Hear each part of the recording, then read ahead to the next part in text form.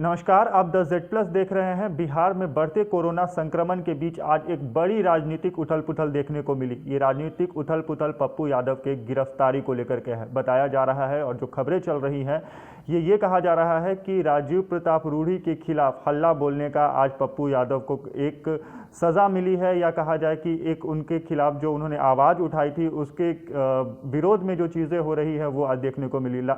बता दें कि पप्पू यादव पर 9/89 का एक मामला जो कि मधेपुरा में जो एक मामला काफ़ी दिनों पहले से चला आ रहा था, करीब ये 30-32 साल पुराना मामला है, इसे लेकर के उनकी गिरफ्तारी हुई है। अमित से हम ये पूरा मामला समझेंगे कि ये क्या मामला था जिसमें पप्पू यादव की गिरफ्तारी हुई है। जी सिद्धार्थ, देखिए निश्चित तौर पर अगर हम शुरुआती गिरफ्तारी की बात करें तो हम कह सकते हैं कि ये जो राजीव प्रताप रूढ़ी पर जो खुलासा किया था पप्पू यादव ने, उसका नतीजा हो सकता है। लेकिन उसके बाद जो मीडिया में खबरें आ रही हैं कि 9/79 का जो ये मामला था, ये मधेपुरा के कुमारखंड का मामला था। हाँ जी, और किडनैपिंग का ये मामला था जिसके ऊपर जो आज है उनकी गिरफ्तारी की गई है। बता दें सिद्धार्थ कि मीडिया में ये भी खबरें आ रही हैं कि 21 मार्च को ही जो वारंट है वो जारी हो गया था, लेकिन इसमें एक बड़ा सवाल है कि वारंट के बाद भी गिरफ्तारी नहीं हुई। और जो पुलिस है उसकी तरफ से यह तर्क दिया गया कि पप्पू यादव जो थे वो फरार चल रहे थे। ये तो कहीं से मानने वाली बात नहीं है कि कोई पप्पू यादव को कहे कि वो फरार थे, क्योंकि वो सोशल मीडिया से लेकर के और वो आम जनता के बीच में थे। तो ये बिल्कुल गलत है, मैं मानता हूँ ये चीज़ बिल्कुल गलत है। और पप्पू यादव कभी आज तक फरार दिखे ही नहीं। पप्पू यादव लगातार जनता के बीच रहे, चाहे आपको NMCH हो चाहे PMCH हो, हमेशा जनता के बीच में रह करके उनकी जो सेवा है वो करने का काम किया, और लगातार जनता को वो दिखते भी रहे हैं। इसके बाद देखिए प्रतिक्रियाओं का भी जो दौर है वो शुरू हो गया। राजनीतिक उथल पुथल जैसा कि आपने कहा वो लगातार हमें देखने को मिल रहा है।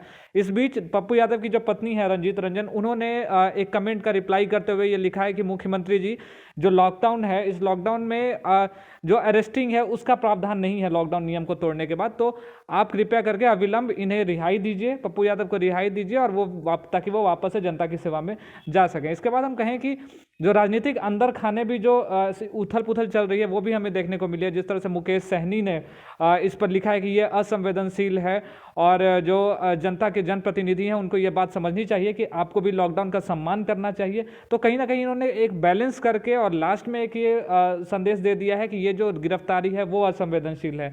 इसके साथ ही पार्टी के एक और जो नेता हैं, जो एक पार्टी हम पार्टी है जीतन राम मांझी की, उन्होंने भी ये कहा है कि ये जो पप्पू यादव लगातार जनता की सेवा में लगे रहे थे और ऐसे में उनकी ऐसी गिरफ्तारी का होना ये असंवेदनशील और ये नहीं होना चाहिए। बड़ा बयान दिया था, उन्होंने कहा था कि ये जन आक्रोश को बढ़ावा देगा। मांझी ने ये अपने ट्वीट में साफ तौर पे लिखा है कि पप्पू यादव की जो गिरफ्तारी है ये जन आक्रोश को बढ़ावा देगा। तो कहीं ना कहीं कहा जा सकता है कि पप्पू यादव की गिरफ्तारी को लेकर के RJD समेत बिहार की तमाम पार्टियां जो हैं वो नीतीश कुमार और BJP के खिलाफ हो गई हैं। वो सामने से नहीं बोल रहे हैं, लेकिन ये साफ तौर पे उनके बयानों से और उनके ट्वीट से देखा जा सकता है। इस कड़ी में हमने देखा था कि RJD की तरफ से भी एक ट्वीट जारी हुआ था जिसमें पप्पू यादव की गिरफ्तारी को उन्होंने गलत बताया था। उसके बाद उस ट्वीट को खैर डिलीट कर दिया गया।